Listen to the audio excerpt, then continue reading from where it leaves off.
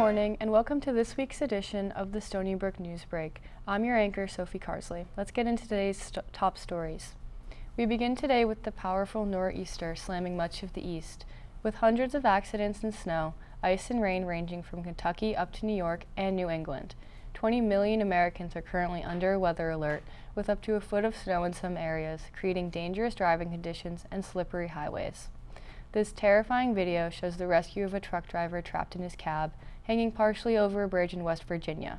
Officials say his load was what kept him from going completely over the bridge.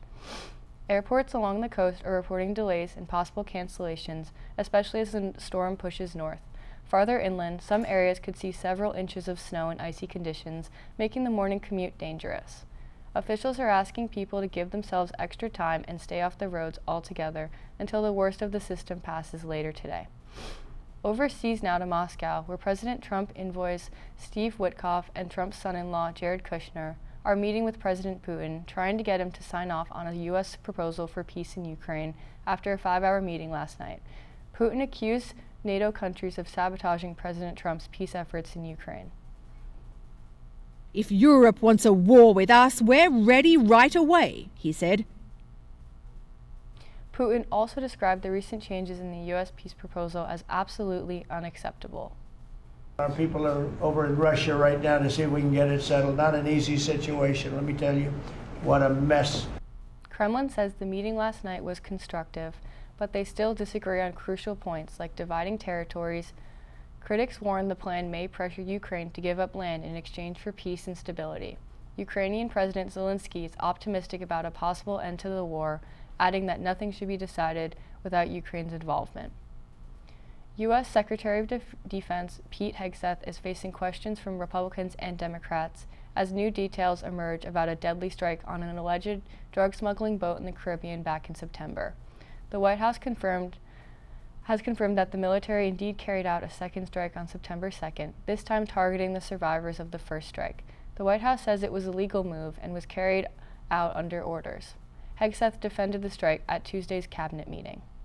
I did not personally see survivors, but I stand, because the thing was on fire. It was exploded and fire or smoke, you can't see anything, you got digital, this is called the fog of war. Lawmakers are questioning whether the operation followed the rules of war and whether the mission was legal. I think there's a broad consensus that it's illegal to kill people who are clinging to wreckage. When reporters asked President Trump about the second strike, President Trump said he was not consulted ahead of time nor months after the strikes. He also said he had not yet been briefed on the circumstances surrounding him. To me, it was an attack. It wasn't one strike, two strikes, three strikes. As far as the attack is concerned, I still haven't gotten a lot of information because I rely on Pete. Both Trump and Hegseth defended Admiral Frank Bradley's issuing the order to strike, saying that it was within the administration's legal authority. At the cabinet meeting, Mr. Trump also launched a vicious attack, unprecedented for a president of the United States, on the Minnesota Somali immigrant community in Minnesota. The president Omar is garbage. She's garbage. Her friends are garbage. These aren't people that work. They complain and do nothing but. We don't want them in our country.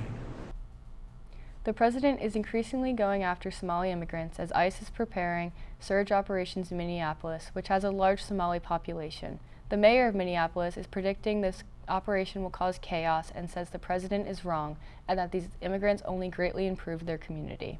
They're going to screw it up so badly that they're not just violating habeas corpus, but they are taking away the rights of American citizens.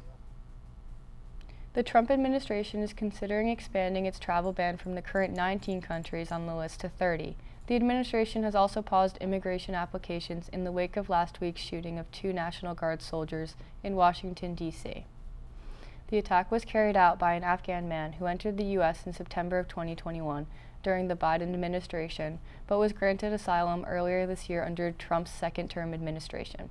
The paused applications come from 19 countries, including Afghanistan and Iran in Asia, African countries like Somalia and Sudan.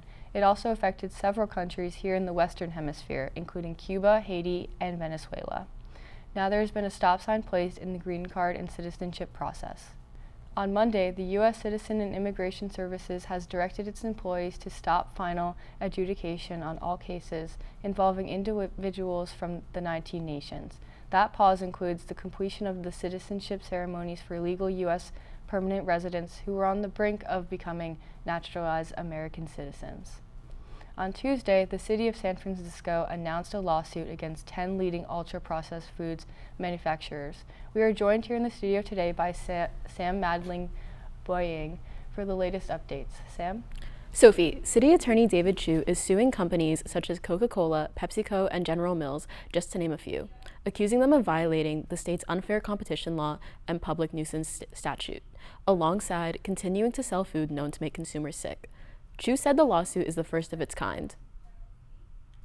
Our case is about companies who design food to be harmful and addictive and marketed their products to maximize profits.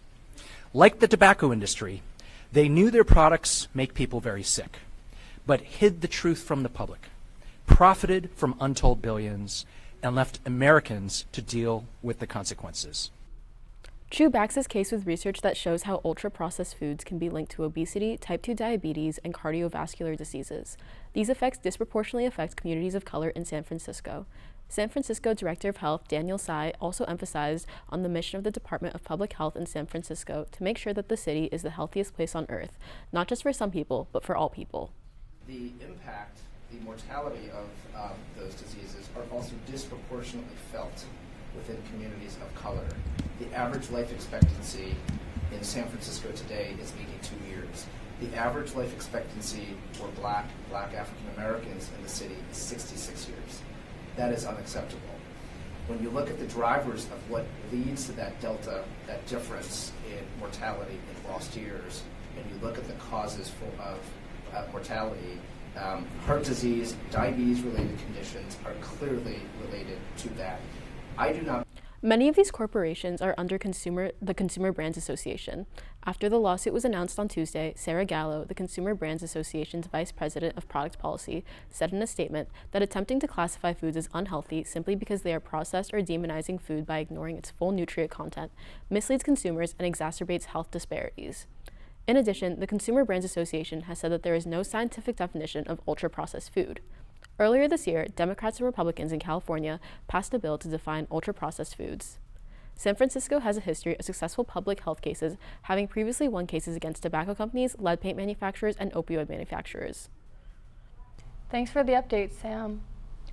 That's all we have for you guys today. I'm your anchor, Sophie Carsley, and this was the Stony Brook Newsbreak. Thanks for watching.